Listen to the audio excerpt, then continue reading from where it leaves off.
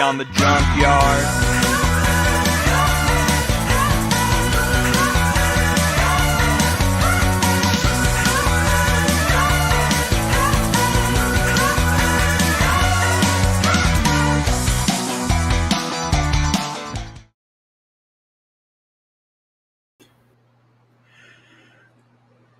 Welcome to the Beyond the Junkyard podcast. I am your host, Junkyard James, and I am here with Cody Marinera. I'm telling you, every time I hit that play button, it just decides to kick you out of the room. I don't know what's up here, but that's what happens. But you're back and you're in living color, my friend. How has your week been? How was your Thanksgiving? We took the week off for Thanksgiving. How are you, my friend? I'm well. I am well. It is good to be with you and everybody else tuning in tonight. It was a good week. The Thanksgiving holiday went by way too quickly. I was able to spend a lot of time with family, so that was good. Ate some really good food for a couple days. Seems like, between November and like early January, forget about a diet. It's just going to be nothing but good foods. So whatever New Year's resolution you have, wait till the second week of 2025. Between now and then, just enjoy good food, good companionship, good fellowship with family and friends, and just be happy and be merry. How about that?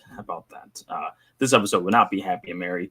That's a whole different topic. We'll get to that. But yeah, how was your Thanksgiving holiday week and weekend?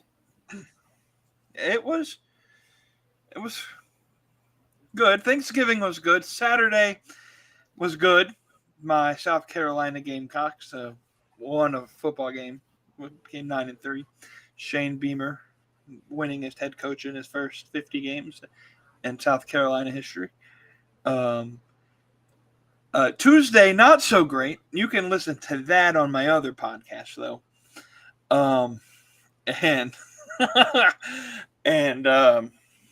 Yeah. Anyways, that's for a different conversation. But I want y'all to put in the chat, how was your Thanksgiving in the chat? Let us know how it was. Maybe we'll interact. I saw Mr. Clodfelter put that he had to work during Thanksgiving. And anyways, we apologize for that. Thank you for your service and working in those tough conditions. I was about to say, thank you for your service. The dude is in the military. What are we thanking for his service for? But then you finished that up, so I apologize. Listen, Papa J, we appreciate the fact that you worked on Thanksgiving. I have not ever seen a Michaels commercial up until like 2 days ago, and I swear to God, I see him everywhere now. With what's that character name again? From Monsters Inc., isn't it? The Abominable Snowman. Yeah, the Abominable Snowman from Monsters Inc. He's in the commercial. I've never seen a Michaels commercial, at least that I remember until now. So sorry to give away kind of where you work, but it's fine. We work in the same job too. I don't work on Michaels. Papa J has got he's got to pay some child support, so he has to work two to job. So we'll wait on the check, but I mean it'll get there eventually. But I've not seen a Michaels commercial in my life until then. It's fantastic. He said in the chat that he has a picture with the Abominable Snowman. You have a picture with the Abominable Snowman, Papa J. I got to see this now. And why weren't we invited for Abominable Snow Picture Day? I feel like that's not fair. That's ridiculous. Back to business now. We got a jam-packed show for you. We're going to save our main topic for last. But I want to, and now this whole episode's probably going to be one big rant. And if you see by the title of the video, you know what we're ranting about. But we introduced Rant of the Week 2 weeks ago, and I want to bring that back. And if you have anything smaller outside of the main topic to rant about, wrestling-wise, I would love to hear what you got to say. I got one, and maybe you'll agree with me, and we can talk about this for a minute. So AEW a couple weeks ago announced their early winterish, like 2025 event calendar, and up until like a couple days ago, like the first 4 or 5 shows of 2025 had pre-sale dates, but not the Charlotte show. And like, what the hell? Why are we getting the end of the stick here? Our show's in a month, and we haven't even gotten a pre-sale yet. But that, I guess, changed, and we're getting a pre-sale next week. We going to sell out the Bojangles Coliseum in 3 weeks? No. We'll I think the last time they were there, we got a 34, 33, 3,500, something like that. If we get to that level, that'd be a success as well. I think, honestly, 2,500 is probably going to have to be the goal, because the fact that they're putting a pre-sale 3 weeks before the show, and the general admission is not going to go on sale until 2.5 to 3 weeks before the show. Just not great execution there, and I don't know what the cause or what the issue might have been for that. I don't know if it's the AEW side of things, if it's the arena side of things, if AEW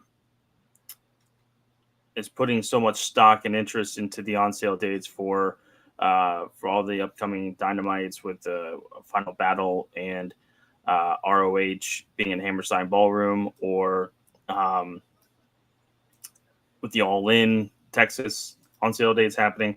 What if there's just too much stuff going on there that he was like, you know what, let's just focus on that first, and then we'll get to the Charlotte show. I think that they just executed it pretty poorly, but we'll see what happens. We'll be there, but it'll still be interesting how that happens. We sure will. Speaking of Hammerstein Ballroom, have you seen this whole fucking drama with Ricky Starks? Yes, I have, and I'm at the point now to where I feel Ricky Starks is not the kind of talent that is a main event draw, in my opinion. Blast away at me on social media, in the chat, I could care less. When Ricky Starks debuted in the pandemic, had the great promo with Cody and had a good little feud with him, Ricky puts on good matches. Ricky puts on decent promos. But I think that, yes, a lot of comparisons with The Rock. I can see it. We can hear it. I think he just tries way too hard. And he...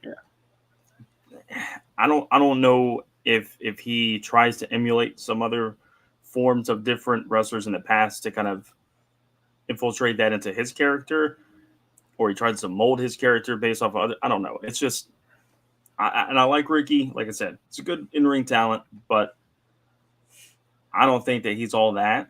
And he could very well go to WWE and they make him a star. That absolutely could have happened.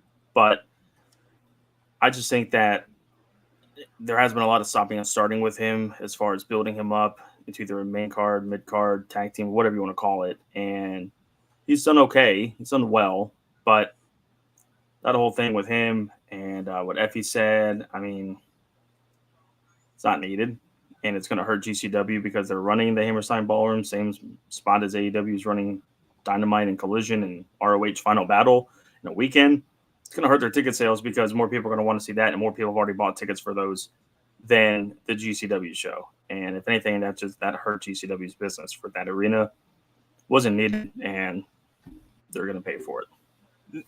Now, I agree with you on Ricky Starks in terms of his ability in the ring. I have never really like he's decent, but he always came off to me as like a Temu TikTok shop rock. Like he and then the whole thing, I don't know what it was with him and Adam Copeland, that one promo there where like he snarked off with Copeland. But this whole situation with Tony Khan pulling Ricky Starks from that Hammerstein show. So I believe his opponent for that Hammerstein Ballroom show was Matt Cardona. Well, I know you, I don't think you watch ROH. No. Well, Final Battle, Chris Jericho at Hammerstein Ballroom is going to put up the Ring of Honor Championship, and they announced that he's fighting at Hammerstein Ballroom on the 20th of December. On today's episode of Ring of Honor. I did see a spoiler for that last night. And it's Matt Cardona. I think we're being worked here. And obviously I've said that several times where I think there's works being played. I think we're being worked here. I think because I don't exactly remember what the Ricky Stark or the GCW Hammerstein date is, but I don't think it's before Final Battle. I think it's it's after. I want to say it's either the last weekend of December or the first or second weekend of January. Right. So I think we're being worked. I think Ricky Starks is going to interfere in Ring of Honor. And he's just his whole all of these interviews that he's giving, Chris Van Fleet and all of this, his whole stunt at the GCW show in the mall of whatever, and I think they were somewhere in New York or New Jersey. I think this is all one big ploy because, as Eric Bischoff ironically once said, any heat is good heat. Any press is good press. And I just have this feeling that this is a work. And this is just to build Ricky Starks versus Matt Cardona in some weird way. And maybe it won't be in GCW. Maybe there's actual problems with GCW and Tony Khan. What Effie said about Tony Khan's dad probably crossed the line. Bless you. But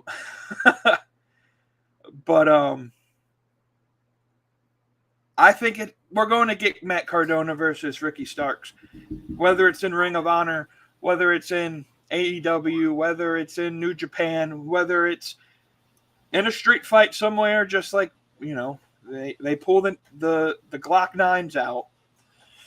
We'll find Matt Cardona and Ricky Starks in some way, shape, or form. I just think this is one big work, in my opinion.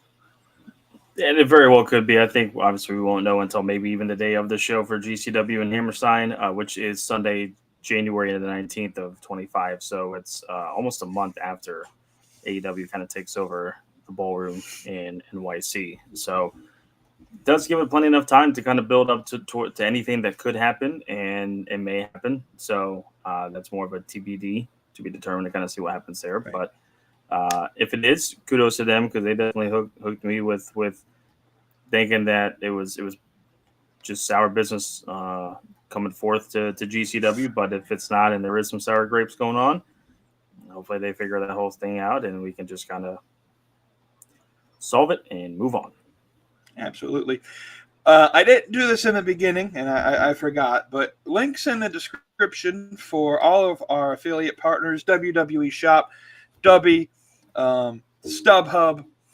We're talking about AEW tickets. I don't know if you can buy AEW tickets on StubHub, but you can buy your NFL tickets and stuff on StubHub and use our link in the description and help support the podcast there. But let's get going to the meat of what this episode is. I'm sure we can fill the rest of the time with this discussion. Eric Bischoff. Look, we got to give him the props. The man did well in the mid-90s with WCW. He helped put that company in direct competition and beat WWF at the time for 83 straight weeks. But the man lives in those 83 weeks. He doesn't talk about the, I don't know, 95 weeks afterwards that did not go their way at all. Yeah, the 3 years after the 83 weeks that they were just absolutely the worst product in pro wrestling for quite some time.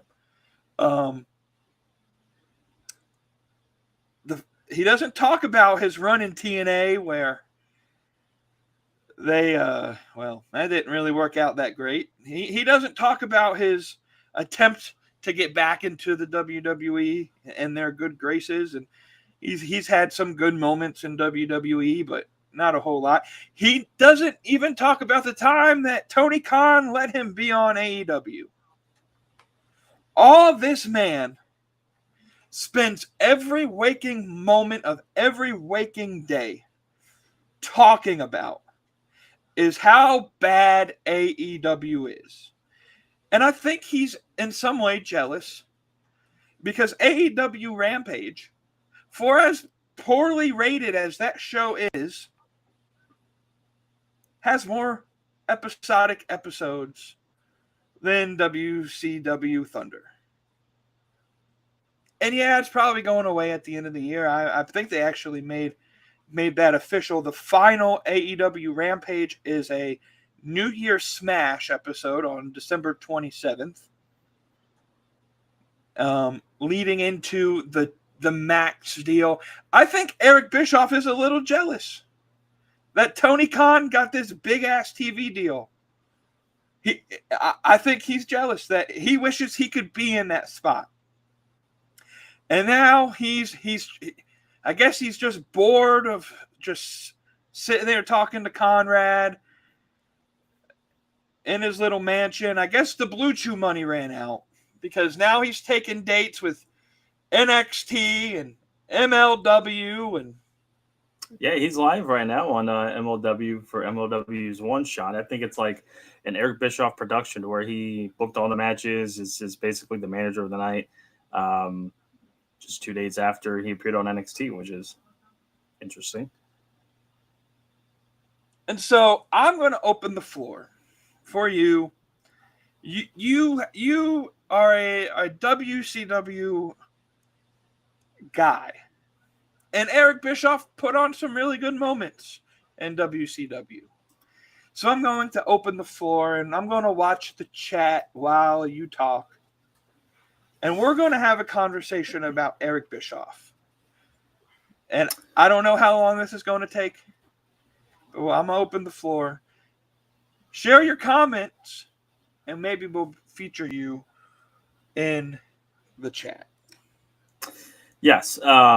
And if you want to highlight Mr. We Too Deep's comment there real quick, the most recent one that he put up there, that'll be a great time for us to kind of plug what will be happening in 2 weeks' time on December the 17th. There will be a Slapping Meat Awards. Is that what it is?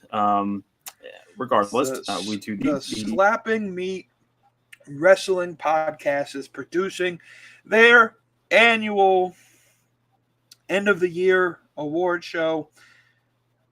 They have invited us to join. I think they're trying to get a couple more content creators in the wrestling sphere to join as well.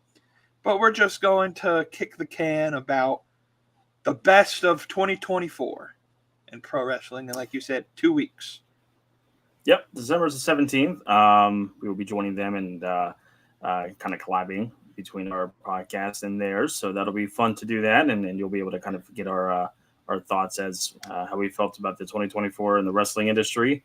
A couple different categories going on there. So that'll be fun. Can't wait for that. That's going to be a fun show. And of course, we'll kind of give everybody the nitty gritty details of that as we get much closer to that here in just a couple weeks time.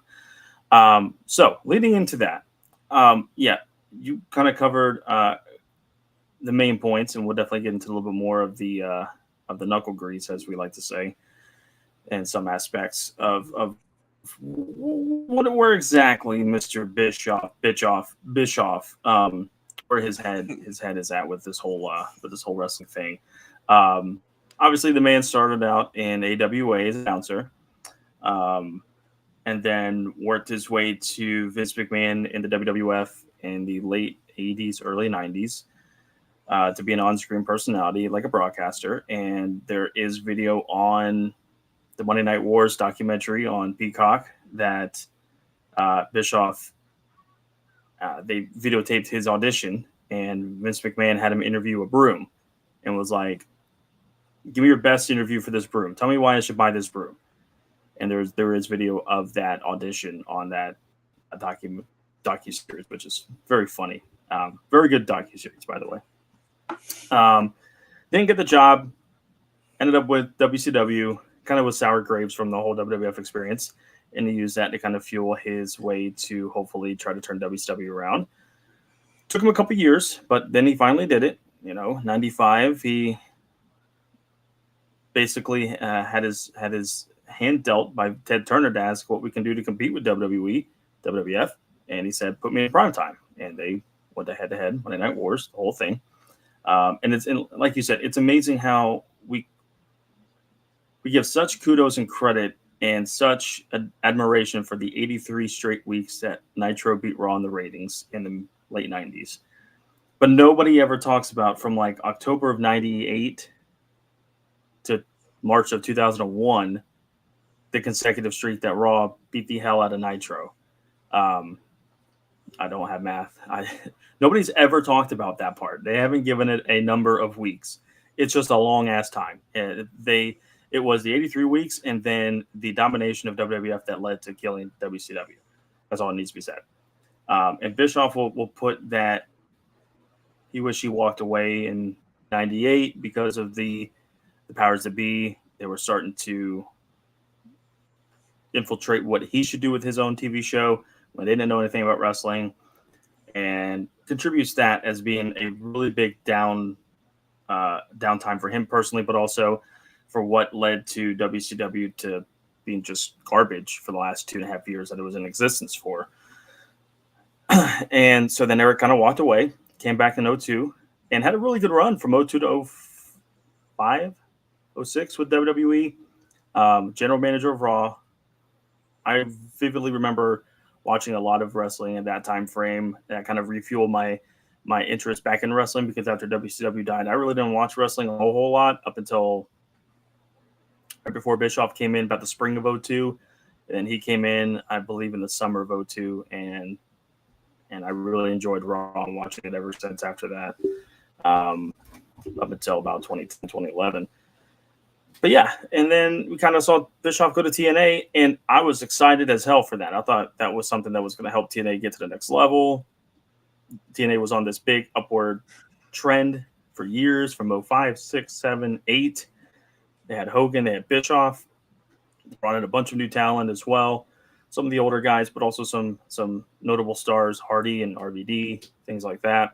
And I think the goal for TNA was to get to a bigger network. They're on Spike TV and was doing really well. But I think their goal was to try to get onto a bigger network, get more eyes on the audience. And they thought Bischoff, with his experience with being an executive producer and being in the television game, kind of help broker those deals a little bit. And I think Bischoff really wasn't wanting to be an on-screen personality, but he ended up being that way, as well as the behind-the-scenes type of guy too. And we got to where that whole project was, it almost killed TNA. It really did. And about 2012, 2013, Bischoff left, Hogan left. And Eric kind of tinkered here and there with showing up every now and then in AEW, WWE, MLW.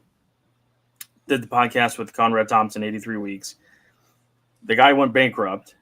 and then became a mortgage broker to try to help fund for his bankruptcy, but to also overcome that. So I wonder why Bischoff is so angry with AEW. I don't get it. Tony Khan gave him a couple appearances, and I don't recall if something happened afterwards that pissed Bischoff off. I don't know, but I just think that his constant belittling of AEW, while some of it does have some good merit, and I won't disagree with him on it, he spends so much time negatively impacting AEW and talking about it than he does with WWE. And not to say that he doesn't ever criticize WWE, but like, you can give pointers, and this is what I would do, and this is what maybe I would change, and that's fine. You have your, and you have every right to it. Time, like, dude, why are you so pissy towards AEW? What have they done personally to you that has made you want to talk to them in a negative connotation for so many days, weeks, hours, years? Same with the Busted Open podcast or the Busted Open show that's on SiriusXM every day from 9 to 12. I stopped listening to it because they were so pro WWE and anti AEW that it became too much. It was fine for a couple of years when they were constructively criticizing AEW, but when Bully Ray's a Legends contract with WWE and Dave LaGreca does pre-shows for NXT or WWE PLEs, and you get Booker T on there as well, and it's just become a cesspool of so much negativity, and it's like, we don't have the same breadth of TNA, we don't do the same breadth with MLW, we don't do the same breadth with New Japan or AAA or CMLL. It's pro WWE, anti-AEW, and there's nothing else in between that. There really isn't. So to kind of put a little bit of a button on my side, and we can open up as well. I think that it is funny how I'll share my screen for a second and kind of open up to what has happened here since I saw Mr. Bischoff show up on Tuesday on NXT. Now let me set this up with already saying, yes, Dynamite's viewership is way down. Yes, NXT did beat Dynamite in the head-to-head this week. They did. Are they going to count for that? I will take the L. I have no problem doing that. That's something you should learn there, Jamie, with your Dame team in the college football playoff. Anyways, so separate show. So Mr. Bischoff shows up on NXT, and NXT does its worst rating in more than a year. They hyped this thing up, said he was going to appear on the show, and they had the worst rating in over a year. Again, NXT still beat AEW. Totally understand. I will admit that. Here's some of the demographics, as we say. So the viewership, it was the lowest since October 29th. The lowest 18 to 49 demo since July 4th of 2023. This was down 6% from last week, and it trails the last 4 weeks, last month, by 8%. So not only are we going off of what last week did, but we're also looking at how the ratings did in the cable viewer and the rating and the demo and all that stuff, and see how that did over the last couple of weeks. Something Mr. preaches on is, I don't look at it as week to week. I look at it as quarter to quarter, year to year, all that stuff. Well, here's your last week, here's your last month, and then there's your, in the P18 to 49, your demographic, how bad NXT did, because you're on the show, I think. And as you can see, that was just the overall rating. Once again, higher than AEW. I'm going to take the L on that for sure. But yeah, I just think that that's funny how Bischoff shows up and it's like WCW 2000 all over again. It's just a cesspool of negativity. It doesn't work. And then you put it into consideration. I don't know if you've seen AEW's numbers this week, but and you're right. AEW's viewership is low. It's not great. It's down 29% from this time last year. It's not good. It's not good numbers. We're not here saying AEW is okay with their viewership. Their numbers are low, but let's just set the point here. NXT is on the CW. As far as I understand, you don't even need a cable subscription to get the CW. They're in more households than TBS. And so, not to say that that's to do with anything, but AEW from this last week to this week up 9%. Their demo was up 13% in the key demo, and their demo beat NXT this week. And NXT was 0.13, AEW was 0.17. Advertisers don't look at viewers, they look at demos. So I would rather take the win in the demo than in the viewership. But anyway, again, this is not saying that AEW's viewership dropping 29% is a good thing. But when you look at the big picture, got the new TV deal coming, got the new stuff with Max coming, got the Continental Classic going on. Warner seemingly is good with the viewership. And then you put in the fact of all that AEW has to run against on Wednesday nights. NHL hockey's on. College basketball's on.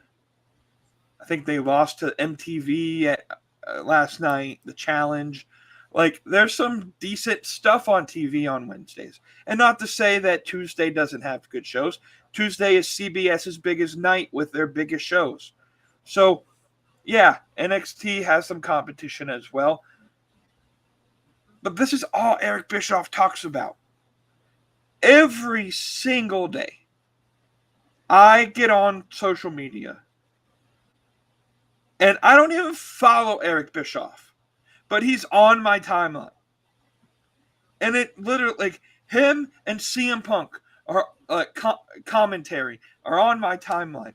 And I'm so just close to, like, muting their names, both of them. I can't stand the content that comes out of the community that supports CM Punk and Eric Bischoff like it's some sort of cult. Like, they're never wrong. The people that they say AEW fans are, they are for Eric Bischoff and CM Punk. And look, Eric Bischoff is a good wrestling mind. I used to listen to 83 Weeks. I think he has some good stories. Now, his absolute admonishment for Dave Meltzer, I think, is a little, like, he hates the guy for whatever reason. I guess he spoiled too much of his stuff, or didn't rate his stuff good at some point in time. Like, Meltzer and Bischoff are going back and forth, I think, today on social media. And it's like, why? What good does it do for Eric Bischoff to literally hate tweet AEW every single day? And the people on that side of the fence, they always are like, well, we do it because we just really want to see AEW succeed. So we're giving this advice that is unwanted. We don't care what you think. You have the right to think it, but we have the right to not care about what you say. And if I may intervene real quick, mm-hmm. I find it just straight up hysterical. And this is coming from two people who don't work in the industry. Which, by the way, if you're looking for anybody to work in the industry, we're here for you. We can host podcasts for your show, for your wrestling company. I would love to be a manager and a road agent and behind the scenes guy and do some writing. But regardless, that's a very, very bad cheap plug to try to get a job. Anyways, while we're two people who never worked in the industry critiquing somebody who had plenty of success and worked in the industry, here's the thing. I agree with you. Bischoff does have a really good mind for the business for the most part. He still had those creative juices flowing and had a job with WWE in the last 5-6 years. Only lasted like a year or two. Why? Probably because that you didn't have that good of stories to tell anymore. Or your input wasn't as good as what you think it might be. And if you think your input is as good as what you think it is, how about you go to pitch it to TNA? How about you go pitch it to MLW and be a full-time person? How about you go to anybody and try to be, if not a full-time, work twice a week, pitch into the creative meeting and then show up to the show and leave. And that's it. How about, while yes, again, you have the right to express your values and your opinions, and that's totally fine. But instead of kicking someone and critiquing them constantly, put that effort to good use and actually put it back into the industry. Give back to the industry again and try to do that. And I guess if you want to say he's kind of doing that with maybe MLW and he's did this, one-time appearance with NXT and maybe even gave some advice to talent there, probably. But the amount of time that you spend hating on a certain company, and I think it's because he is jealous of the fact that AEW got a second deal with Warner, and Warner paid them the money. And I think Bischoff is very bitter at the way WCW ended still 20, almost 30 years later. And the reason why I say that is because him and Fusion Media almost bought WCW in 2001 before it eventually sold to Vince and the WWE. He had a plan. He had a group together. They pretty much were ready to go. They had a deal pretty much done and announced in some of the newsletters, one of which was probably Dave Meltzer. But at the last second, Jamie Kilner and people in Turner cut it because they said, yeah, we'll give you the library. We'll give you the ring. We'll give you the set. We'll give you all that. We're not going to give you the TV time. And unfortunately, Bischoff, at that point, deal was off and it was too late. They couldn't just try to find a new network in time. And the deal was done, and that's when they sold it to Vince. And I think Bischoff is still upset for the fact that he almost bought WCW and probably would still be in existence today. We don't want to say for sure, but it could be. It could be still in existence today on a different network. And he had the opportunity, and it got pretty much ripped away from him. And I think he's been bitter at that ever since.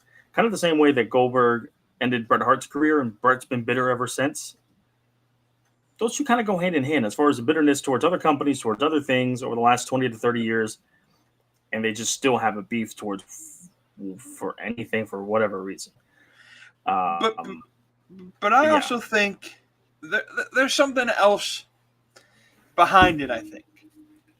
And it's the fact that social media in and of itself, I love Elon Musk for allowing X to be what it is, like the bastion of free speech that it is, and that he actually pays his creators to use the platform, because X would be worthless without the people that uses it.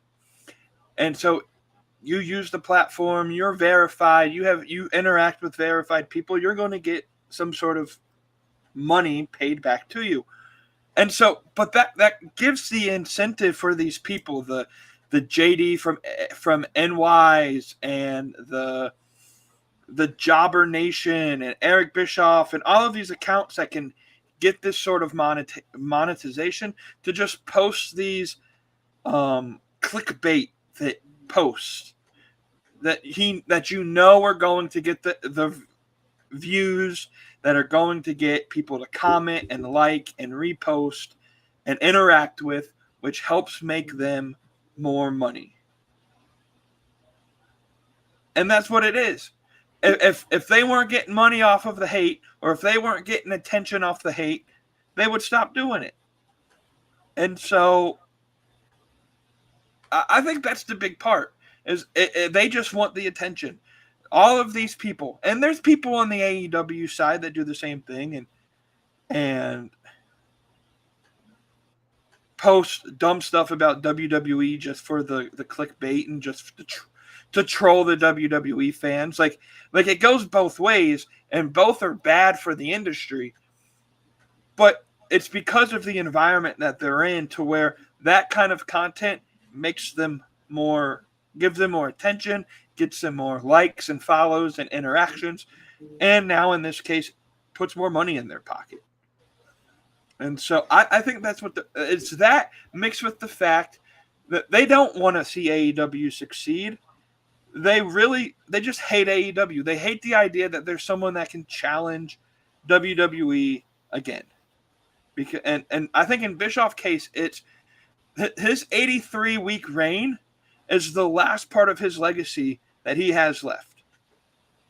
Without that 83-week reign, all we see is how him and Vince Russo and Warner and Ted Turner destroyed a once thriving company. But he named his damn podcast after that. 83 weeks. He's hanging on to that 83-week moniker. Because that's all he has. Yeah, and I totally agree with that. I know there's a few comments there, so I mean, if you want to reach out to those, let me know, and I'll just we'll kind of go through that. But yeah, I mean, if you look at it from that perspective, and Bischoff has been very open to say that he was not a finish guy as far as booking finishes for matches. In most of the matches in WCW, it's very evident because Jesus Christ, there were so many interference and dirty finishes, and oh my God, it was way too many and way overdone. It worked for a bit, and then it got way overdone, and it just was bad. But I don't know of any stories that Bischoff told that were good besides two that come off the top of my head. Maybe three, and if anybody has any more, feel free to share, because the only four, I'll give it four. The Sting Hogan, even though that finish of Starrcade 99 was abysmal, and right, there are good reasonings for it, but great story leading up to the match. DDP and Savage in 97 was the feud of the year. Had probably two of the matches of the year in 97 if it wasn't for Eddie and Ray at Halloween Havoc. Savage in 97 was if WO and Sting was number 1, 2 was Savage, and just phenomenal. 3, I'll give Hogan and Piper in 96. When Piper came back to WCW in 96, or when he came to WCW in 96, debuted at Halloween Havoc. They had their stuff at Starrcade, had their stuff at Super Bowl in 97, led into the stuff leading into the spring of 97. That whole thing was fine. It was good. It made Piper come back. It didn't look old. He was good on the mic still, delivered a decent match with Hogan, and did pretty well for the WCW faithful. 3. Let's see, that was 3. 4 is Goldberg. And the rise of Goldberg as quickly as he did from the spring or September of 97 through the summer of 98. It was great how he had the Hogan Sting storyline for the year, and then we built up Goldberg right behind it, and it still carried that momentum into the summer of 98.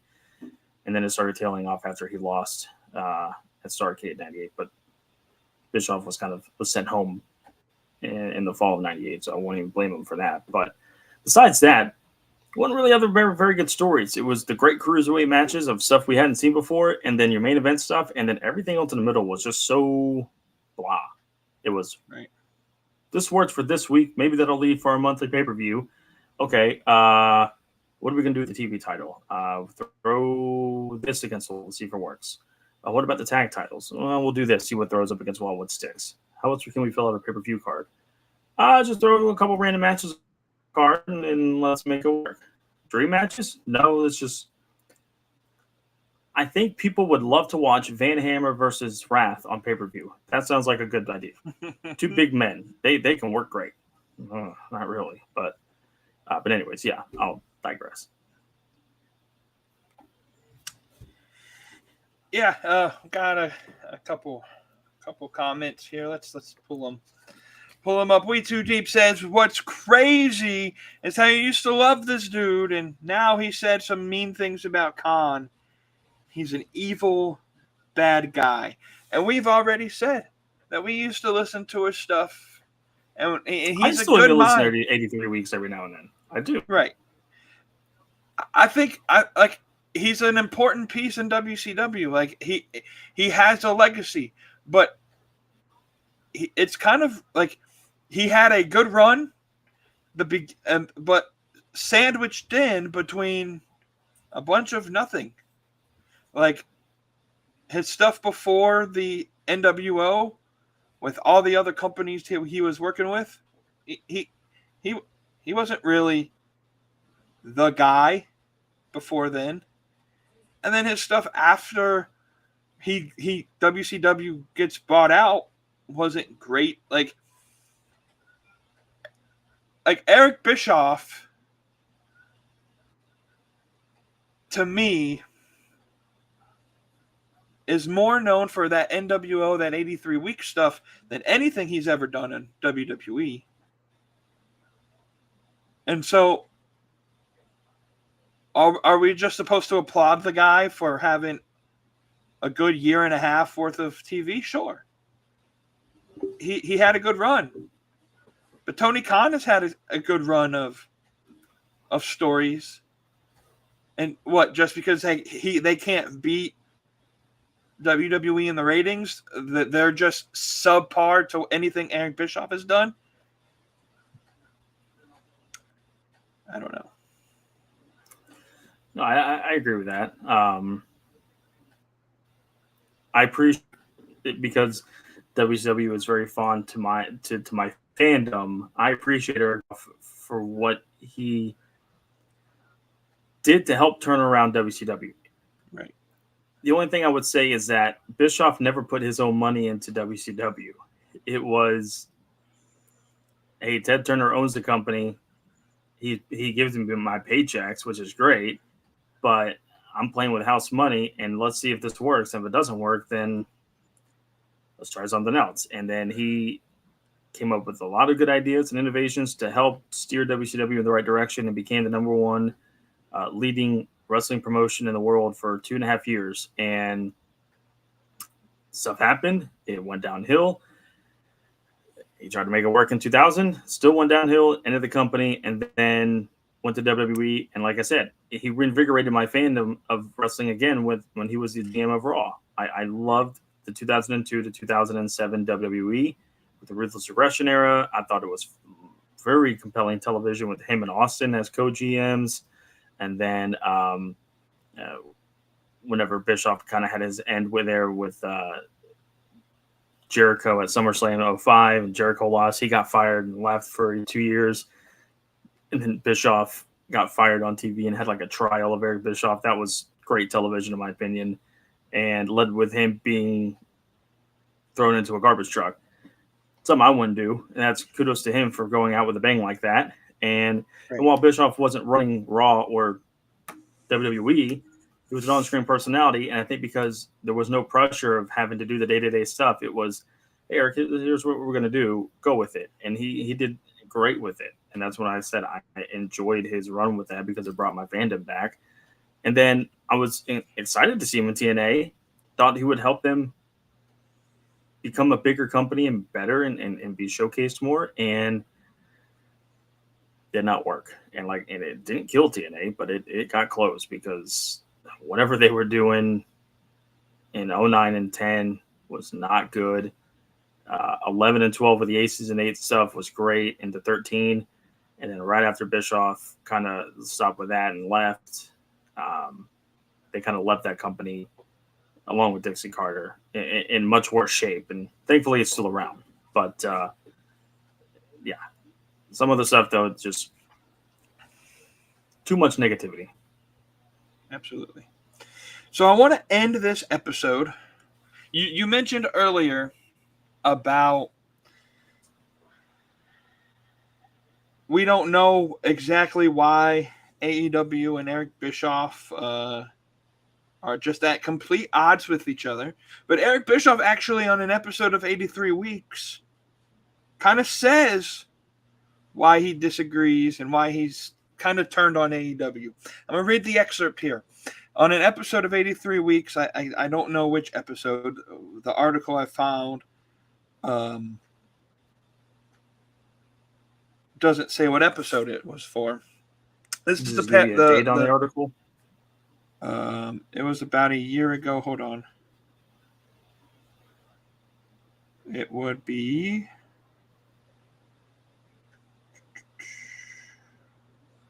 January 2024. Okay. So, beginning of this year.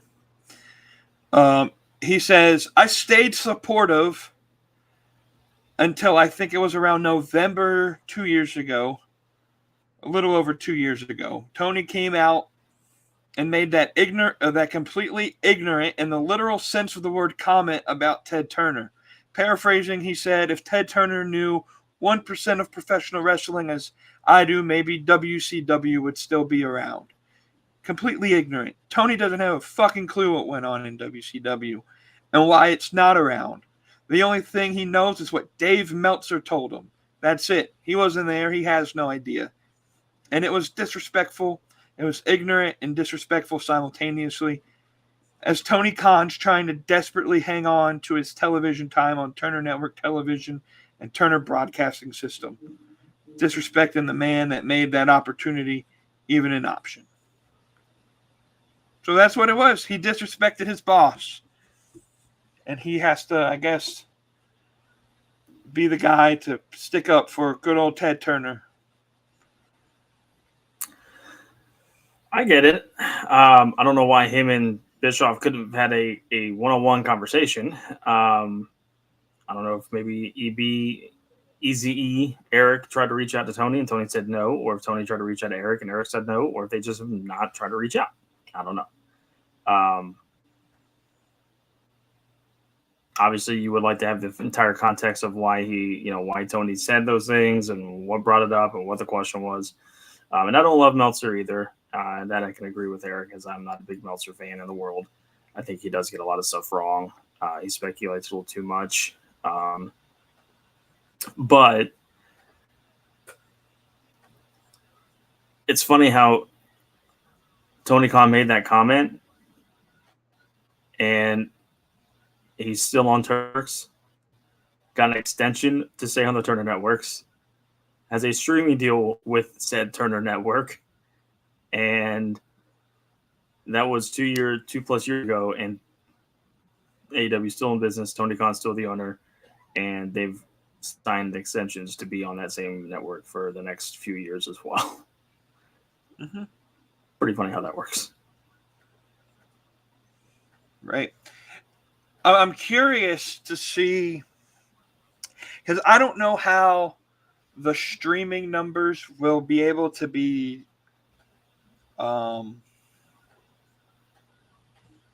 calculated, because January 1st, Asheville, North Carolina, the first ever AEW show that is simultaneously telecasted on TBS and Max.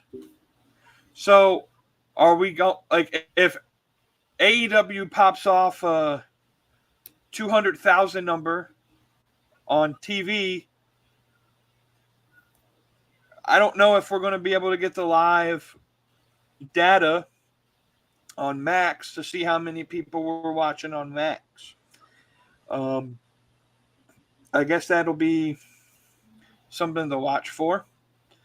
I would imagine we can, because they did have the streaming numbers for the Jake Paul Tyson fight.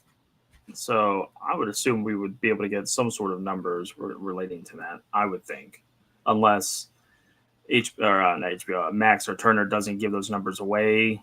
Some companies do. I'm not sure, but that'll be interesting to kind of see how that works as we head into the new year.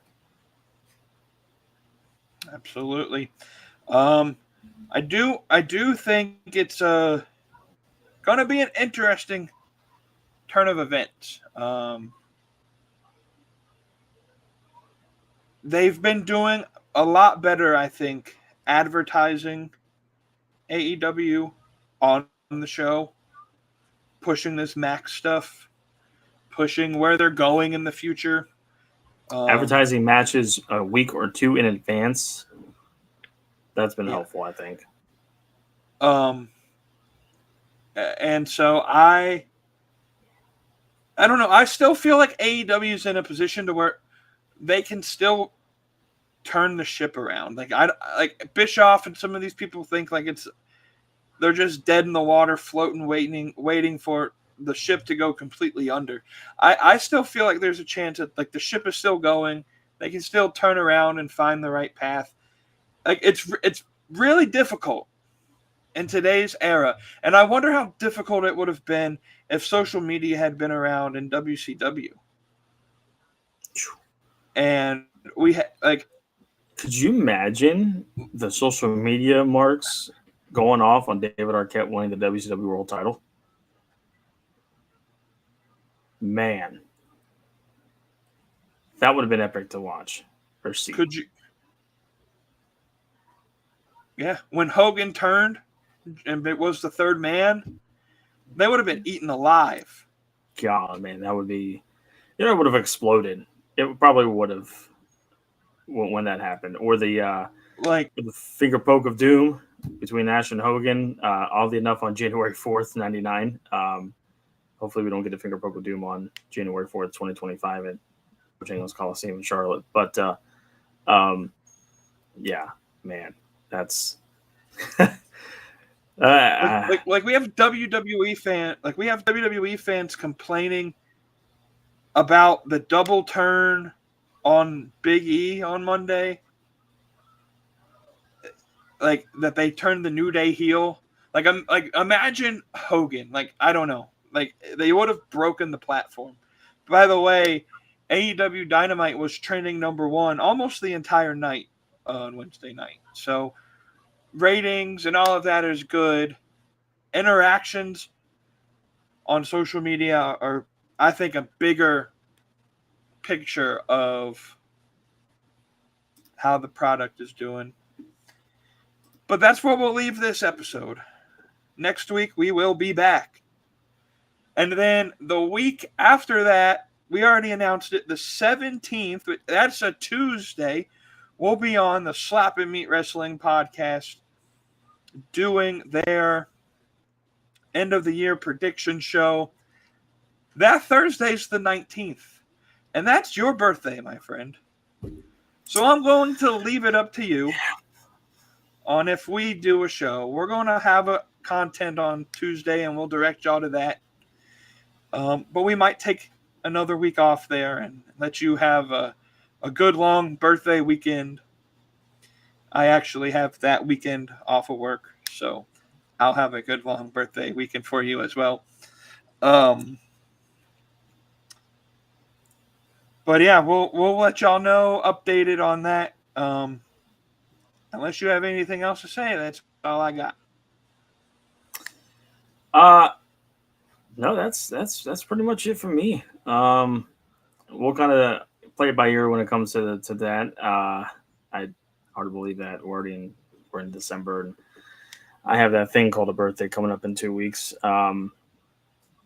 But yeah, we'll kind of keep in tune with that. We'll see what happens. The end of the year award show we're doing with the collab with the Slap and Meat fellas. That'll be fun. That'll be an interesting time over there. So be on the lookout for that. And then yeah, we'll kind of play by ear for the rest of that. Obviously, we're gonna need to do our World 10 prediction show. I don't think I've updated the records after Full Gear, so I'll have to get those numbers for next week. But yeah, we'll definitely have to get that going, and then maybe play a little something. Maybe if we don't do anything for the 19th, maybe just kind of do a little bit of a collaboration type of thing for the year-end awards for the with the Slap Me guys, and just kind of play off of that for that week. But we shall see, and then definitely by the end of the year, follow up with the World 10 prediction show and be ready to rock and roll in 2025. Absolutely. It has been, I think, almost a full year of us doing the Beyond the Junkyard segments with a bunch of dates missing in between. We Let's took say some a bunch, time off, a few, but not a whole lot. We went almost 2/3 of the year. We every single week, but the latter part of the summer. Just kind of burned out, but we're back and we're ready for a better year in 2025. And if y'all are interested, I have a new sports podcast. It's called The Sports Show. You can follow me on X, IBJYJ. I've posted the link there. Follow us, this show, Junkyard Media Group on Facebook, Junkyard MG on X, junkyardmediagroup.com. Join the Discord. Slap and me guys are in our Discord as well. And they do this thing called Thirsty Thursday because they're teenagers. Help them break some tiebreakers there because they always are tied for some whatever reason. And but anyways, until next week, y'all, we will be back, and we'll leave you with the outro. And as Cody Marinara always says, stay saucy, friends. Stay saucy.